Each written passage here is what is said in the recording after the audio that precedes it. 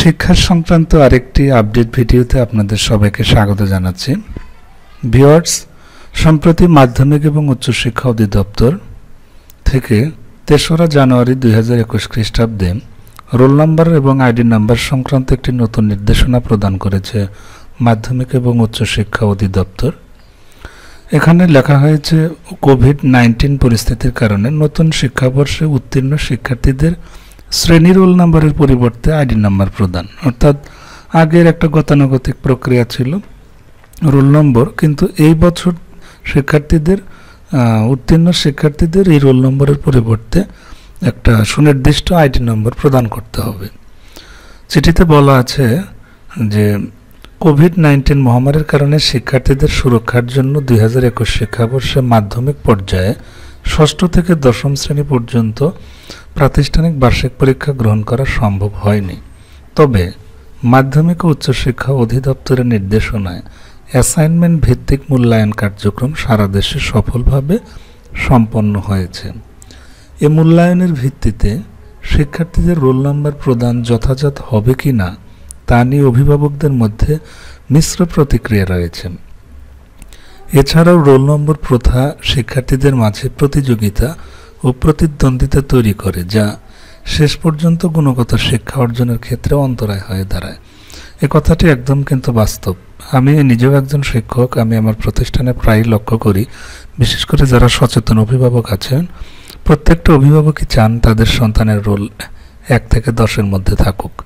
একটা বিষয় লক্ষ্য করুন, একটা শ্রেণীতে যদি ৫০০ শিক্ষার্থী থাকে বা ৩০০ শিক্ষার্থী বা উদাহরণ হিসেবে ১০০ শিক্ষার্থী, তাহলে কি সবার রোলই ১ থেকে ১০-এর মধ্যে থাকবে? তো যারা বুঝে তারাও এ নিয়ে শিক্ষার্থীদের উপর অতিরিক্ত চাপ প্রয়োগ করে, যারা না বুঝে তারাও চায় তাদের শিক্ষার্থীর রোল ১ থেকে ১০-এর মধ্যে হোক।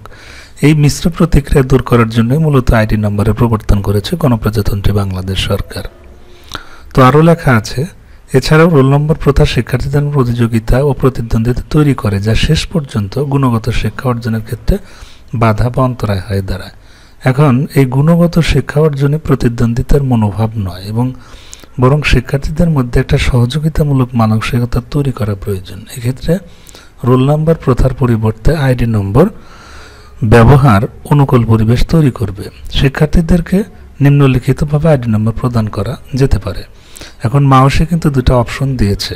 এছাড়া সংশ্লিষ্ট প্রতিষ্ঠান বিভিন্নভাবে শিক্ষার্থীদের আইডি নম্বর প্রদান করতে পারবে, কিন্তু এখানে দুটো টপিক কিন্তু সুস্পষ্ট করে বলা আছে যে দৈব চয়ন পদ্ধতিতে আইডি নম্বর প্রদান করা যায়।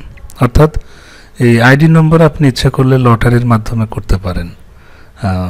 আর ২ নম্বরে আছে শিক্ষার্থীদের নামের বর্ণনের ক্রমানুসারে অ্যালফাবেটিক অর্ডার আইডি প্রদান করা যায়। এখন নামের বানান, যেমন এখন ক দিয়ে যে যাদের নাম শুরু হয়েছে, কাশেম, কাদের বা কবির এরকম, বা ইংরেজিতেও যদি আপনি বলেন যে এ দিয়ে, বি দিয়ে, সি দিয়ে, এভাবে অ্যালফাবেটিক কী করে আপনি দিতে পারেন, যে হয়তো এ থেকে এ সিরিয়ালে যেগুলো আছে তাদের আইডি নাম্বারটা স্টার্ট হবে হচ্ছে 002 দিয়ে, বা বি সিরিয়ালে যেগুলো আছে হয়তো 003 দিয়ে। তো এভাবে আপনি করতে পারেন। অর্থাৎ ঘুরে ফিরে কিন্তু বিষয়টা একই আসে। এখন আপনি যদি আইডি নম্বর প্রদান করেন, ধরেন আগে শিক্ষার্থীর রোল ছিল ১, এখন আপনি 001 দিতে পারেন, অথবা 202001 দিতে পারেন। অর্থাৎ আপনি ইচ্ছা মতো করে এটা ক্রিয়েট করবেন। তবে এখন একটা বিষয় পার্থক্য হচ্ছে, কখনোই সিকোয়েন্সটা ঠিক রাখা যাবে না। আগে হয়তো যাদের রোলের সিরিয়াল 1 ছিল, এখন এই বছরকে আপনি সেই 001 এরকম দিলে তো আগের মতোই হয়ে গেল। আপনারা যে কাজটি করতে পারেন সেটি হচ্ছে, প্রত্যেকটা শিক্ষার্থীর আপনি রোল নম্বরগুলো একটা টোকেনে লিখে সেখানে আপনারা ইচ্ছে মতো সুনির্দিষ্টভাবে একটি স্পেসিফিক আইডি নম্বর দিয়ে আপনারা লটারি করতে পারেন। সেক্ষেত্রে দেখবেন যে আপনার চেঞ্জ হবে, অর্থাৎ সিকোয়েন্সটা থাকবে না। আগে যার রোল ১ ছিল, এখন আইডি নম্বর তার ২৩ হতে পারে। আগে যার রোল ২ ছিল, এখন আইডি নাম্বার তার 01 হতে পারে। তো এমত অবস্থায় উল্লেখিত বিবরণের আলোকে পরবর্তী কার্যক্রম গ্রহণ করার জন্য সকলকে উপরোধ করা হলো। তো আশা করি আপনারা এই ভিডিওটি থেকে কিছুটা উপকৃত হয়েছেন। তো শিক্ষা সংক্রান্ত নতুন নতুন আপডেট ভিডিও পেতে অবশ্যই আমার ইউটিউব চ্যানেলটি সাবস্ক্রাইব করবেন। সবাইকে ধন্যবাদ জানিয়ে আজকের ভিডিওটি এখানে শেষ করছি।